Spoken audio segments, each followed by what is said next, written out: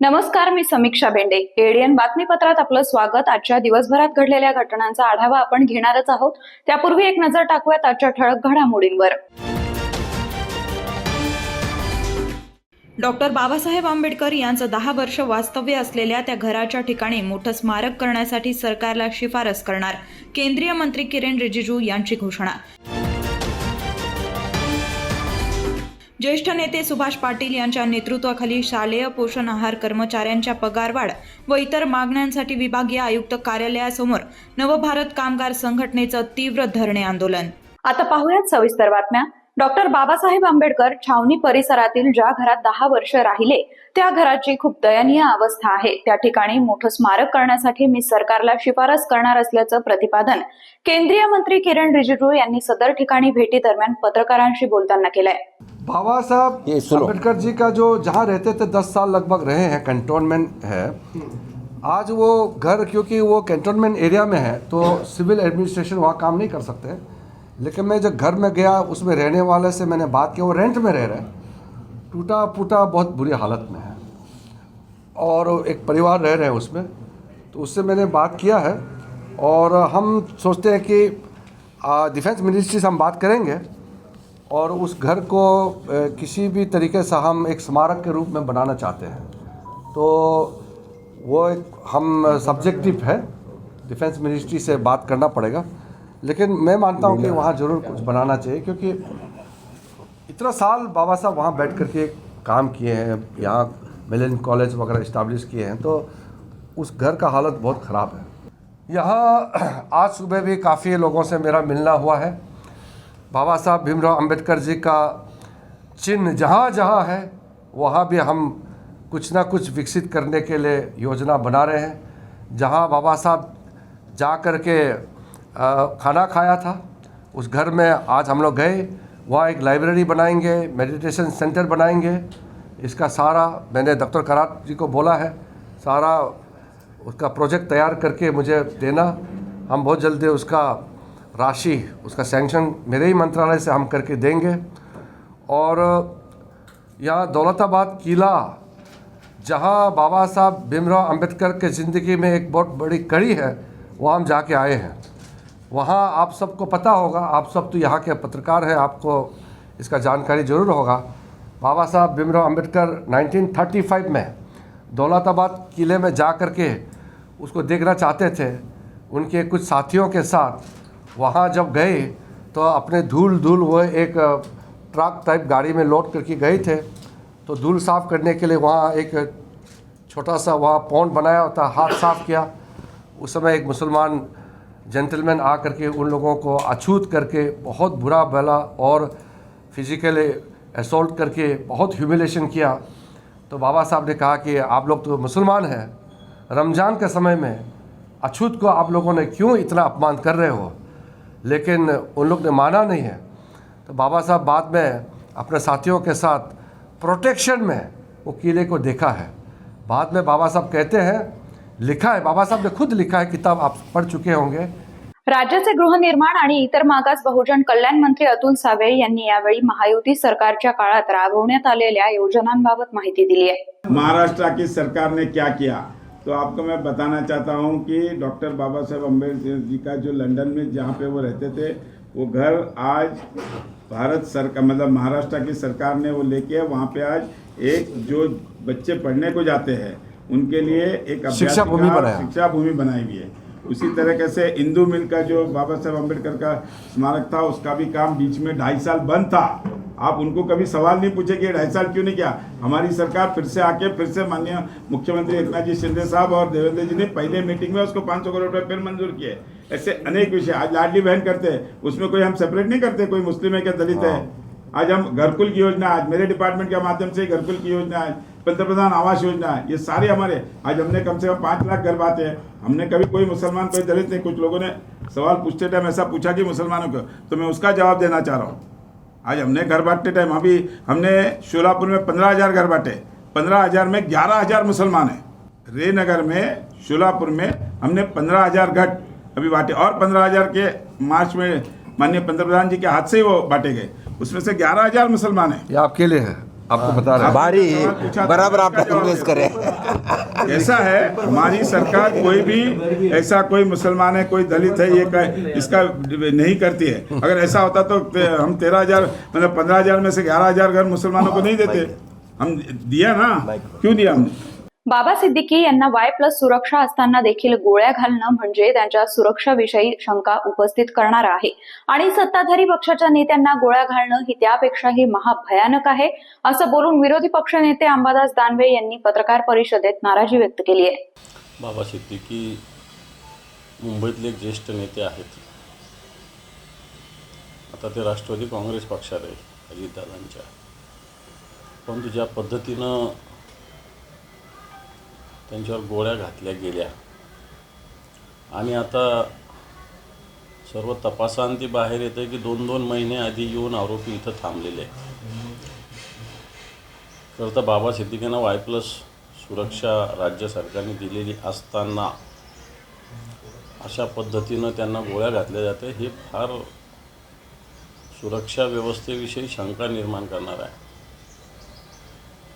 आणि सत्ताधारी पक्षाच्याच नेत्यांना गोळ्या घातल्या जातात, हे त्याच्याहूनही वाटतं महाभयानक आहे. आम्ही ज्यावेळेस राज्यातल्या सुरक्षा व्यवस्थेवर बोलतो, कायदा सुव्यवस्थेवर बोलतो, तेव्हा याला राजकारण केलं जातं म्हणतात. परंतु आज बाबा सिद्दीकीसारख्या एका नेत्याच्या अशा पद्धतीनं गोळीतून त्यांना ठार केलं जातं. राज्यातलं गृहमंत्री एक तर फुल टाईम आहेत का, हा एक प्रश्न आहे. त्यांना अशा पद्धतीनं कायदा सुव्यवस्थेचा धाक जमवण्यात ते किती प्रमाणात यशस्वी झाले, हा माझा प्रश्न आहे. आणि नुसती सुरक्षा पुरवली म्हणजे सगळं संपलं नाही. महाराष्ट्रातली गुप्तहेर यंत्रणा, गुप्तचर यंत्रणा ही काय काम करते, हा प्रश्न या निमित्तानं उपस्थित झाला आहे. एखाद्या नेतृत्वाला किंवा एखाद्या व्यक्तीला 2 गार्ड दिले म्हणजे त्याचं आपलं कर्तव्य समजत नाही. तर या महाराष्ट्रातली गुप्तचर यंत्रणासुद्धा वाटतं तेवढी सक्षम असली पाहिजे. परंतु आताच्या घडीला गृहमंत्रीच या पद्धतीनं बेपर्वाह असल्यामुळे मला असं वाटत नाही की राज्यातली कायदा सुव्यवस्थासुद्धा तेवढी पर्वा करते. राजकारण करण्यात पोलीससुद्धा गुंतलेले आहेत, नेते तर गुंतलेलेच आहेत. माझं तेच म्हणणं आहे ना, ही मुख्यमंत्र्यांची जबाबदारी आहे, गृहमंत्र्यांची जबाबदारी आहे. आज पोलिसांचे हात बांधलेले आहे. पोलीस फक्त नेत्याची सरबराई करण्यात गुंतलेले आहे. 40-40, 50-50 आमदारांना उगाच फुकटची सुरक्षा यंत्रणा पुरवली जाते. यांना कुत्र विचारत नाही अशा आमदारांना. पोलिसांना काम काय ठेवलं, घरगाड्यासारखं केलं आहे पोलिसांना. एक आमदार गाडी धुवायला लावतो पोलिसांना. बाकी नुसते हप्ते कसे जमा होईल अशा अधिकाऱ्यांच्या नेमणुका केल्या जातात. जे खरे अधिकारी, हे काम करणारे अधिकारी, यांच्याकडे दुर्लक्ष केलं जातं. आणि म्हणून छगन भुजबळ साहेब जे बोलले ते काही चुकीचं बोलले अशातला काही भाग नाही. ते सत्य बोलले आणि खरं बोलले. ज्येष्ठ नेते सुभाष पाटील यांची नवभारत कामगार संघटना शालेय पोषण आहार कर्मचाऱ्यांच्या मदतीला धावून आली असून या कर्मचाऱ्यांना पगारवाढ व इतर सवलती देण्यात याव्यात या मागणीसाठी विभागीय आयुक्त कार्यालयासमोर तीव्र धरणे आंदोलन करण्यात आलं. नवभारत कामगार संघटनेचे राष्ट्रीय अध्यक्ष सुभाष पाटील यांच्या नेतृत्वात विभागीय आयुक्त कार्यालयासमोर धरणे आंदोलन करण्यात आलं. शालेय पोषण आहार कर्मचाऱ्यांना नोकरीत कायम करण्यात यावं, त्यांना पगारवाढ देण्यात याव्या यासह इतर मागण्यांसाठी सदर आंदोलन करण्यात आलं. राज्यभरातील लाखो शालेय पोषण आहार कर्मचारी अवघ्या 2 ते 2.5 हजार रुपये मानधनावर काम करीत आहेत. त्यांना किमान वेतन देण्यात यावं यासह अन्य मागण्याचा या आंदोलनात सहभाग होता. सदर मागण्यांचं निवेदन सुभाष पाटील यांच्या नेतृत्वात एका शिष्टमंडळानं विभागीय आयुक्त यांना दिलं. यावेळी आंदोलनामध्ये राष्ट्रीय सरचिटणीस किशोर पाटील, जयराम नागे, भाऊसाहेब शिंदे, दिगंबर वाकचौरे, अबू पठाण, श्रीरंग माचवे, फैमिदा सय्यद, नंदा पैठण पगारे, वंदना पवार, अंजली ठुबे, नंदा ढोके, मुरलीधर वाकडे यांच्यासह हजारोंच्या संख्येनं कर्मचारी सहभागी झाले होते. त्यांच्या मागणीबाबत सुभाष पाटील यांनी एडीएनसोबत बोलताना माहिती दिली आहे. शालेय पोषण आहार कर्मचाऱ्यांचा पगार वाढ करण्यात यावा या मागणीसाठी आज आम्ही धरणे आंदोलन ठेवलेलं आहे. गेल्या अनेक वर्षापासून हे कर्मचारी काम करतात. 6 ते 8 तास काम करून यांना फक्त 2,500 रुपये पगार दिला जातो. त्यामध्ये एखाद्या कर्मचाऱ्यांचं काय भागणार हा सगळ्यात मोठा प्रश्न आहे. तामिळनाडू, केरळ, पाँडेचेरी आणि लक्षद्वीप या राज्यामध्ये 9 ते 10,000 रुपये या कर्मचाऱ्यांना पगार दिला जातो. महाराष्ट्रातही या कर्मचाऱ्यांना 20,000 रुपये किमान वेतन देण्यात यावं अशी आमची संघटनेची मागणी आहे आणि त्यानुसार हे मी आंदोलन ठेवलेलं आहे. महाराष्ट्रामध्ये सध्या लाडक्या बहिणीचा फार मोठा बोलबाला चालू आहे. लाडक्या बहिणीला 1,500 रुपये सरकार फुकट देत आहे. घरात बसणाऱ्या लाडक्या बहिणीला 1,500 रुपये आणि काम करणाऱ्या बहिणीला 2,500 रुपये ही तफावत आहे. मी लाडक्या बहिणीला पगार देऊ नये अशा या मताचा नाही, त्यांना दिलं पाहिजे, पण काम करणाऱ्या कर्मचाऱ्यांना पगार चांगला दिला पाहिजे अशी माझी मागणी आहे. त्यांच्याबरोबर त्यांचं विमा संरक्षण त्यांना मिळालं पाहिजेत. त्यांना परमनंटच्या दृष्टीने काय करता येईल त्या दृष्टीने सुद्धा अनेक मागण्या घेऊन आम्ही हे आंदोलन सुरू केलेलं आहे आणि ते आंदोलनाद्वारे तुमच्याद्वारे मुख्यमंत्र्यांना आणि उपमुख्यमंत्र्यांना विनंती करतो का काही दिवसामध्ये आचारसंहिता लागू होणार आहे. 2 ते 2.5 लाख कर्मचारी महाराष्ट्रामध्ये आहे. त्यांच्या वतीनं मी आपणास विनंती करतो की यांचा पगारवाढ या 8 दिवसात करण्यात यावा. नसता आम्हाला आचारसंहिता सोडूनही रस्त्यावर यावं लागेल. याची दखल शासनाने घ्यावी. मी अजून एकाच विभागामध्ये आंदोलनाला उभा आहे. सगळ्या 6 विभागामध्ये मी जाऊन हे आंदोलन करेल आणि मग त्याची शासनाला जाणीव असायला हवी. त्या दृष्टीने हे पाऊल मी ठेवत आहे. आपणातर्फे विनंती करतो की त्यांनी पगारवाढ करावा. अजूनही काही बातम्यांचा आढावा आपल्याला घ्यायचा आहे, मात्र वेळ झाली आहे छोट्याशा ब्रेकची. कुठेही जाऊ नका, पाहत रहा ADN.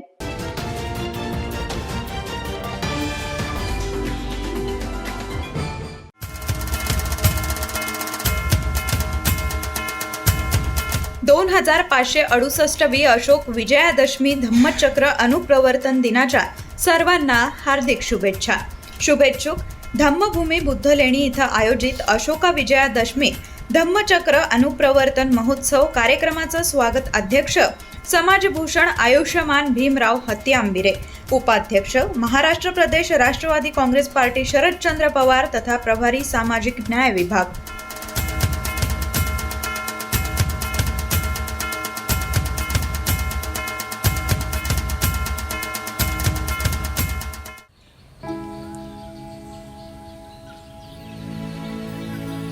तो ग अरे कुठून आणला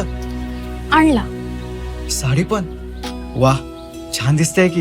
हो, सरकारनं 1,500 रुपये चालू केले दर महिन्याला आणि लय दिसायची इच्छा होती म्हणून हा सदरा आणि ही साडी घेतली. आणि पुढच्या महिन्यात परत पैसे आले ना मग छोटीला फ्रॉक आणि आपल्या कपिलेला माळा घेणार आहे. बर. राज्यातील भगिनींच्या सन्मानार्थ महाराष्ट्र शासनाची मुख्यमंत्री माझी लाडकी बहीण योजना. महाराष्ट्रातील प्रत्येक पात्र महिलेच्या बँक खात्यात दर महिना 1,500 रुपये जमा होणार. सन्मान बहिणींचा, सन्मान महाराष्ट्राचा.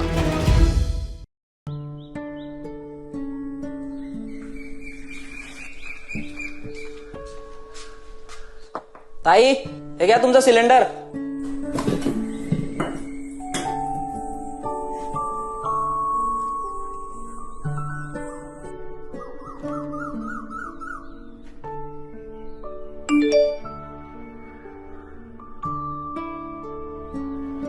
आई, कोणाचा तरी मेसेज आलाय बघ.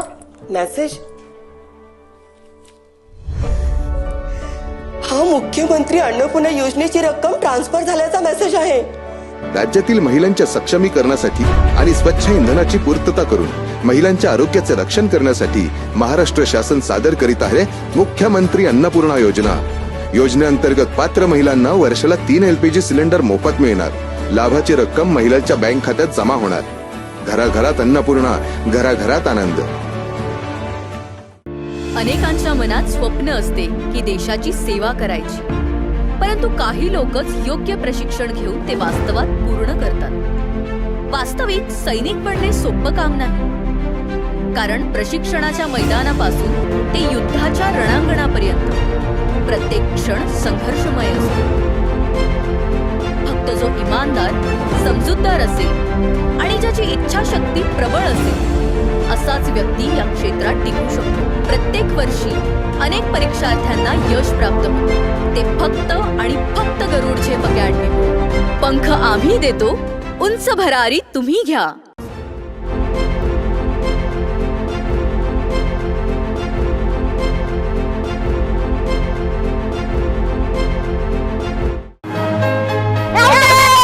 मी खेळणार, चल मी घेणार. तू कुठे? माझा नंबर आहे आता. हो याचा नंबर आहे. तू कशी आलीस खेळायला? आणि तुला खेळायला वेळ कसा मिळाला? अरे आता माझ्याकडे खेळायला आणि अभ्यास करायला वेळच वेळ आहे. म्हणजे मला रोज आई बरोबर पाणी आणायला दूर जावं लागायचं, त्यामुळे तुमच्यासोबत खेळायला मला वेळच नाही मिळायचा. कधी कधी तर माझी शाळा पण बुडायची. मग आज वेळ कसा मिळाला? कारण आता आमच्या घरी नळ आलाय, त्यामुळे पाणी आणायला दूर जावं लागतच नाही, त्यामुळे सगळीकडे चांगलं पाणी मिळतंय. मी खेळू ना? हिच्यानंतर माझा नंबर. हा केंद्र आणि महाराष्ट्र शासनाच्या जलजीवन मिशनमुळे महाराष्ट्रातील प्रत्येक घरी प्रतिदिन प्रति व्यक्ती 55 लिटर शुद्ध पाणी पोहोचवलं जाते. अनेक दुर्गम भागातील वाड्या वस्त्यांवरही सौर ऊर्जेचा वापर करून शुद्ध पाणी पोहोचवलं जाते. त्यामुळे अनेक महिलांचा पाण्यासाठी होणारा त्रास वाचला आहे. तसेच अनेक मुलींच्या शिक्षणातील आणि खेळण्यातील अडथळा दूर होतोय. थांबली पायपीट दूरवरी, नाही हंडा डोक्यावरी. जलजीवन आले घरोघरी, माझी योजना माझी जबाबदारी. पाणी पुरवठा आणि स्वच्छता विभाग, महाराष्ट्र शासन. नारी म्हणजे संस्कार, नारी म्हणजे भक्कम आधार,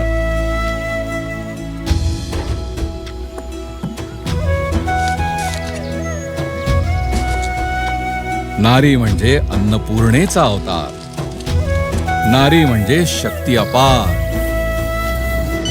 आणि या नारी शक्तीच्या सन्मानार्थ महाराष्ट्र शासनाने सुरू केली आहे मुख्यमंत्री माझी लाडकी बहीण योजना. या योजनेअंतर्गत महाराष्ट्रातील प्रत्येक पात्र महिलेच्या बँक खात्यात दर महिना 1500 रुपये जमा होणार. सन्मान बहिणींचा, सन्मान महाराष्ट्राचा. सलाम सरपंच. अरे सलाम युसुफ भाई, काय म्हणतो बा? मी काय ऐकलंय बाबा, तुम्ही जे गावात पाईपलाईन नळ लावून देणार आहे त्याचे पैसे घेणार आहे म्हणून. मी नाही घेणार आहे बा. मग आता तुझ्या घरात वीज येते, तरी तू बिल भरते की नाही? भरतो की. अरे मग तसंच आहे ते. आता तुमच्या घरात पाईपलाईन टाकणं, त्याला नळ लावून देणं, हाच खर्च शासन आणि 10% लोक वर्गणी यातून होणार आहे. पण त्याच्या देखभाल, दुरुस्ती, पाणी सोडायचं, तो विजेचा पंप चालवा लागेल, त्याचं बिल कोण भरत? म्हणजे महिन्याभरात तुम्ही जेवढं पाणी वापराल त्याचं फक्त बिल भरायचं आहे तुम्हाला, बस. याच्यात आपलाच फायदा आहे ना का? म्हणजे आपलं घर, शाळा, सगळीकडे साफ आणि स्वच्छ पाणी येईल. असं आहे का? म्हणजे पाणी जेवढं पाहिजे तेवढंच वापरायचं, म्हणजे आपलं बिल पण कमी येईल ना. आता समजलं मला. येतो मी. जलजीवन मिशन अंतर्गत आता केंद्र आणि राज्य शासनाच्या संयुक्त प्रयत्नातून गावागावातील प्रत्येक घरात नळाद्वारे प्रतिदिन प्रति व्यक्ती 55 लिटर शुद्ध पाणी पोहोचत आहे. थांबली पायपीट दूरवरी, नाही हंडा डोक्यावरी. जलजीवन आले घरोघरी, माझी योजना माझी जबाबदारी. पाणी पुरवठा व स्वच्छता विभाग, महाराष्ट्र शासन.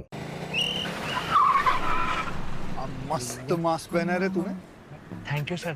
वो जान बचाने के लिए पहनना पड़ता है ना सर. रेडीमेड है या टेलर मेड है? ऑनलाइन ऑर्डर किया है सर. एक और है ना सर. देना. बहुत मस्त लगे आपको. ये ना सर. सर ना भाई, जान बचाने के लिए बाइक चलाते वक्त सिर्फ खोपड़े पे मास्क पहनेगा तो खोपड़े को कौन बचाएगा? समझ गया सर. हेलमेट ऑनलाइन ऑर्डर कर, वरना हमेशा के लिए ऑफलाइन हो सकता है. Okay sir. ये ले. चल हम ये भी ऑनलाइन भर दे. हेलमेट पहने, ट्रैफिक नियमों का पालन करे, जिंदगी के सफर को सुरक्षित रखे. मोठी ही संसाराची तू अन्नपूर्णेची सावली, संस्कारात तूच खरी, तूच माय माऊली, तूच माय माऊली.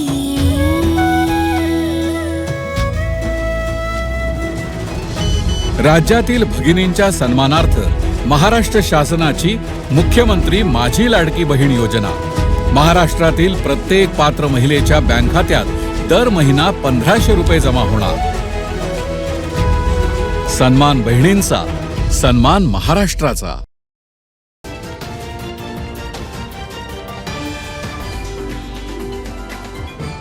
ब्रेकनंतर आपलं स्वागत. मेल्ट्रॉन हॉस्पिटलच्या आवारात तरुणांना येण्यास मज्जाव केला म्हणून शनिवारी दुपारी तरुणांनी येथील कर्मचाऱ्यांना मारहाण केली असून यात कर्मचारी गंभीर जखमी झाले आहेत. सदर प्रकरणी MIDC सिडको पोलीस ठाण्यात गुन्हा दाखल करण्यात आलाय, तर पोलिसांनी तिघांना ताब्यात घेतलंय. मेल्ट्रॉन हॉस्पिटलमध्ये भुरट्या चोऱ्यांचे प्रकार वाढले आहेत. हे प्रकार CCTV मध्ये देखील अनेकदा चित्रित झाले आहेत. यापूर्वी पोलीस ठाण्यात तक्रार देखील देण्यात आली आहे. यापूर्वी CCTV चोरी करण्यासाठी आलेले असे संशयित तरुण पुन्हा कंपाऊंड ओलांडून हॉस्पिटलमध्ये येत असताना शनिवारी 12 ऑक्टोबर रोजी दुपारी कर्मचाऱ्यांना दिसले. कर्मचाऱ्यांनी त्यांना हटकलं व त्यावेळी या तरुणांनी वाद घालण्यास सुरुवात केली. तेव्हा कर्मचाऱ्यांनी त्यांचे फोटो काढण्यास सुरुवात केली. तेव्हा या 5 ते 6 जणांच्या टोळक्यांनी 2 कर्मचाऱ्यांना बेदम मारहाण केली आहे. यात हे दोन्ही कर्मचारी गंभीर जखमी झाले आहेत. ही सर्व घटना CCTV मध्ये कैद झाली आहे. घटनेची माहिती मिळताच मनपा आरोग्य विभागाचे प्रमुख डॉक्टर पारस मंडलेचा यांनी घटनास्थळी धाव घेतली. कर्मचाऱ्यांवर प्राथमिक उपचार करून मारहाण करणाऱ्यांच्या विरोधात फिर्याद देण्यात आली आहे. सदर फिर्यादीवरून MIDC सिडको पोलीस ठाण्यात अभिजित अंकुश कसबे, आदित्य बाळू आहिरे, विनोद भाऊलाल साबळे, सनी भालेराव, दादाराव बाळू चोपडे सर्व राहणार मसनतपूर यांच्या विरुद्ध गुन्हा दाखल करण्यात आला आहे. तर सदर प्रकरणाचे तपास अधिकारी पोलीस उपनिरीक्षक मेनकुदळे यांच्या पथकानं यातील 3 आरोपींना अटक केली आहे, तर पुढील तपास सुरू आहे. मुख्यमंत्री माझी शाळा सुंदर शाळा हा उपक्रम राबवणाऱ्या विविध शाळांच्या मूल्यांकनामध्ये फुलंब्री तालुक्यातील जळगाव मेटे येथील जिल्हा परिषद आदर्श उच्च प्राथमिक या शाळेचा परिसर, विद्यार्थ्यांची गुणवत्ता, अत्याधुनिक शिक्षण आणि भौतिक सुविधा चांगल्या असल्यामुळे या शाळेनं प्रथम क्रमांक पटकावलाय. राज्याच्या शिक्षण विभागानं मुख्यमंत्री माझी शाळा सुंदर शाळा अभियान राबवलं. त्यासाठी 150 गुणांचं मूल्यांकन करण्यात आलं. मूल्यांकनात 30 मुद्द्यांवर काम करणं आवश्यक होतं. त्यात जळगाव मेट येथील शाळेनं अनेक बाबींवर गेल्या 10 वर्षांपासून उत्तमरित्या पालकांसह ग्रामस्थांच्या सहकार्यानं काम केलंय. भौतिक सुविधांबरोबर गुणवत्तेवर भर देऊन नेहमी विद्यार्थी हिताचा उपक्रम शाळेत राबवले जातात. शिक्षण सुलभ होईल अशा सुविधा समाज सहभागातून निर्माण झाल्या.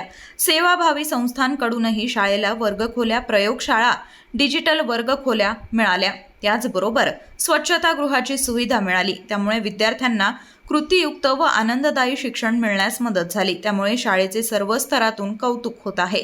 या स्पर्धेत शाळा व परिसराचं सौंदर्यीकरण, शाळा व्यवस्थापन, विद्यार्थी, शिक्षक व माजी विद्यार्थी यांचा सहभाग, क्रीडा स्पर्धा, व्याख्यानं, नवसाक्षरता अभियान, स्वच्छता मॉनिटर, बोलक्या भिंती शाळेत विद्यार्थ्यांच्या व पालकांच्या मदतीनं राबवण्यात आले. शाळेची आकर्षक इमारत, स्वच्छ व सुंदर परिसर, विविध वृक्षवेलींनी नटलेला शाळेचा परिसर, परसबाग, robotic lab, solar panel, filter पाणी, हँड वॉश स्टेशन, प्लास्टिक मुक्त शाळा, तंबाखूजन्य पदार्थावर बंदी, विद्यार्थ्यांसाठी बचत बँक, स्काउट गाईड यांच्या माध्यमातून ग्रामसफाई, पालक मित्र सहभाग, विषय मित्र सहभाग, शालेय विद्यार्थी मंत्रिमंडळ, अमृत वाटिका, विविध खेळ साहित्य अशा विविध मुद्द्यांनुसार शाळेनं काटेकोरपणे नियोजन करून विद्यार्थी व पालकांच्या मदतीनं शाळेचा विकास साधला. गावकऱ्यांचं सहकार्य असेल तर शाळेचा विकास होऊ शकतो हे जळगाव मेटे गावातील रहिवाशांनी दाखवून दिलं आहे. इयत्ता 1ली ते 8वी पर्यंत वर्ग असलेल्या जिल्हा परिषद शाळेत विद्यार्थ्यांसाठी सर्व प्रकारच्या पायाभूत सेवा सुविधा उपलब्ध झाल्या आहेत.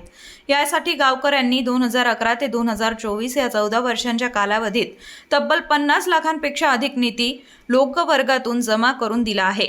या उपक्रमशीलतेमुळे शाळेचा विकास होऊन विद्यार्थ्यांना दर्जेदार शिक्षण मिळतंय. शालेय व्यवस्थापन समितीचा अध्यक्ष वसंत मेटे, मुख्याध्यापक नारायण जाजेवार, शिक्षक तातेराव जाधव, पांडुरंग जाधव, गायत्री देशपांडे, रुपेश दीक्षित, सुवर्णा कांबळे, रोहिणी धोंगडे, परमेश्वर मोहिते, रामेश्वर पवार, अविनाश डोंगरे, नंदा बोर्डे यांच्यासह विद्यार्थ्यांचं सर्व स्तरातून अभिनंदन होत आहे. या मिळालेल्या यशामध्ये जिल्हा परिषदेचे मुख्य कार्यकारी अधिकारी तथा प्रशासक विकास मीना, शिक्षण विभागाचे विभागीय उपसंचालक अनिल साबळे, प्राथमिक शिक्षणाधिकारी जयश्री चव्हाण, माध्यमिक शिक्षणाधिकारी अश्विनी लाटकर, शिक्षणाधिकारी नियोजन अरुणा भूमकर, गट शिक्षणाधिकारी क्रांती धसवाडीकर, शिक्षण विस्तार अधिकारी राजेश महाजन यांनी वेळोवेळी केलेल्या मार्गदर्शनातून या शाळेला जिल्ह्यात अव्वल स्थान पटकावता आल्याचं मुख्याध्यापक जाजेवार यांनी सांगितलं. राज्यातील शहरी भागात नोकरी करणाऱ्या महिलांसाठी वसतिगृहांची निर्मिती याबरोबरच कौटुंबिक हिंसाचारास बळी पडलेल्या महिला तसंच बेघर आणि लैंगिक शोषणाला बळी पडलेल्या महिलांच्या सक्षमीकरणासाठी महायुती सरकारनं शक्ती सदन ही नवीन योजना सुरू करण्याचा निर्णय घेतलाय. राज्यात महिलांच्या आधारासाठी शक्ती सदन योजना, नोकरदार महिलांना पाठबळ, राज्यात 50 नवीन शक्ती सदन, निराधार महिलांना आधार, पीडित महिलांच्या पाठी महायुती सरकार. राज्यातील शहरी भागात नोकरी करणाऱ्या महिलांसाठी महिला बाल विकास विभागाच्या वतीनं 50 वसतिगृहांची निर्मिती करण्यात येणार आहे. राज्यातील ज्या निराधार महिला आहेत किंवा कौटुंबिक हिंसाचारास बळी पडलेल्या महिला आहेत, तसंच बेघर आणि लैंगिक शोषणाला देखील बळी पडलेल्या महिलांच्या सुरक्षिततेसाठी आणि त्यांच्या सक्षमीकरणासाठी स्वाधार व उज्ज्वला या 2 योजनांचं एकत्रीकरण केलं आहे. केंद्र शासनाच्या वतीनं महायुती सरकारनं शक्ती सदन ही नवीन योजना सुरू करण्याचा निर्णय घेतलाय. यामुळे दुर्बल महिलांना महायुती सरकारच्या वतीनं पाठबळ मिळणार आहे.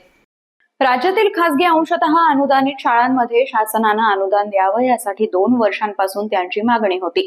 परिणामी राज्यातील शासन मान्य खासगी अंशतः अनुदानित शाळांना 20% वाढीव अनुदानाचा टप्पा मंजूर करण्यात आलाय.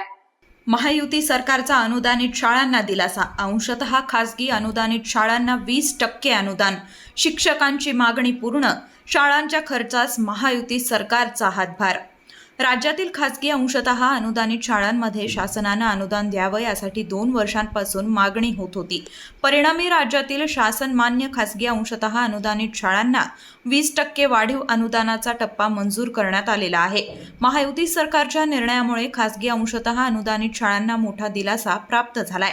या शाळांच्या शिक्षकांचे पगार, शिक्षेतर खर्च आता खासगी अनुदानित शाळांना करता येणार आहे. महायुती सरकारचा अनुदानित शाळांना दिलासा. शेवटी परत एकदा एक नजर टाकूयात आजच्या ठळक घडामोडींवर.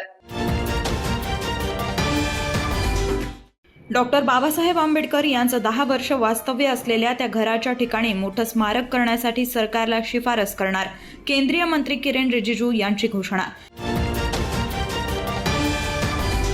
ज्येष्ठ नेते सुभाष पाटील यांच्या नेतृत्वाखाली शालेय पोषण आहार कर्मचाऱ्यांच्या पगारवाढ व इतर मागण्यांसाठी विभागीय आयुक्त कार्यालयासमोर नवभारत कामगार संघटनेचं तीव्र धरणे आंदोलन. याचबरोबर हे बातमीपत्र इथेच संपलं. पुन्हा भेटूयात पुढील बातमीपत्रात. तोपर्यंत पाहत रहा आपल्या हक्काचं बातमीपत्र ADN.